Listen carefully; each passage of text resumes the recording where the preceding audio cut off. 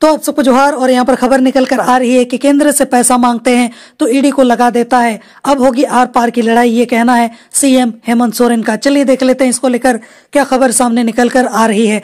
मुख्यमंत्री हेमंत सोरेन ने भाजपा और ईडी जैसी संस्थाओं से आर पार की लड़ाई की बात कही है।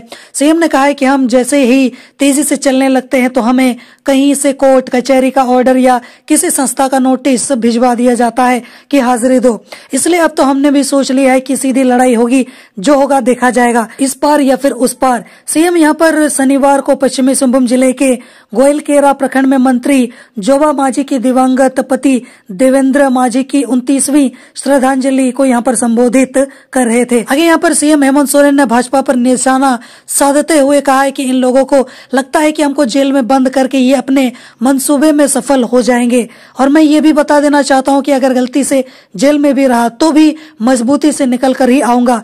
झारखंडी लोग आपके साथ लोहा लेने के लिए तैयार हैं। सीएम ने कहा कि अजीब हालात है, हम गरीब हैं तो कुछ बोल भी लो, कुछ भी आरोप लगा दो। इन लोगों को तो वॉशिंग मशीन कहा जाता है, गंदा आदमी को विपक्ष की मशीन में डाल दो तो साफ हो जाता है। कमाल है, 20 साल चलाया सरकार तुम, भ्रष्टाचारी हो गए हम।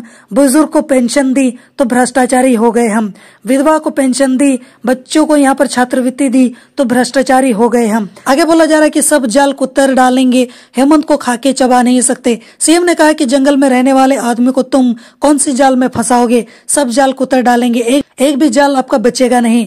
रोज ये सरकार गिराते हैं, रोज प्रधानमंत्री मुख्यमंत्री बन जाता है, लेकिन बेचारे हेमंत सोरेन को ये लोग खाके चबा नहीं पा रहे हैं। जिस दिन ये हेमंत सोरेन को गला में उतारेगा उस दिन इनका गला फट जाएगा। हम लोगों की हड्डी इतनी कमजोर नहीं है कि तुम लोग जैसा चाहोगे वैसा कर लोगे। आज इसलिए पुण्यतिथि नहीं, हमारे लिए सीख का दिन है। आगे यहाँ पर बोला जा रहा है कि मुझे फंसाने की साजिश हो रही है। सीएम ने कहा है कि अलग राज्य लेने में 40 वर्ष लग गए और सत्ता मिलने में 20 साल लग गए। इस दौरान बहुत कुछ लूटा गया है, उन सभी चीजों को वापस लाना है। 20 सालों में यहाँ पर राज्य का खजाना खाली कर दिया गया है।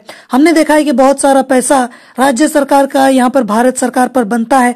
हमने हिसाब निकाला, भारत सरकार के पास गए, अब जब वह लेने का वक्त आया तो हम पर संस्थाओं का जाल फेंकने लगे। झारखंड का हक मांगने पर यहाँ पर केंद्र सरकार, ईडी व अन्य केंद्रीय संस्थाओं की मदद से मुझे व राज्य सरकार को गिराने की साजिश में लगी हुई है। इतिहास गवाह है कि भाजपा ने झारखंड में किसी आदिवासी मुख्यमंत्री को 5 साल का कार्यकाल पूरा नहीं करने दिया, केवल गैर आदिवासी छत्तीसगढ़िया सीएम ने कार्यकाल पूरा किया।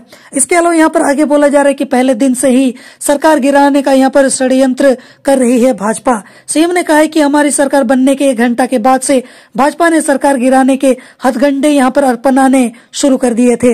इसी बीच कोविड-19 सुखाड़ के कारण झारखंड को झटका लगा, इसके बावजूद हम जनता के चेहरे पर मुस्कान लाने की कोशिश करते रहे।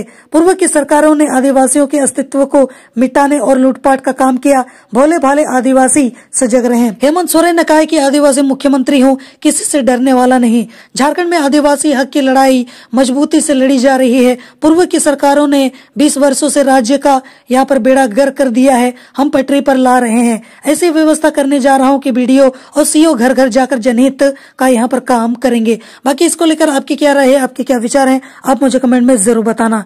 जोहार।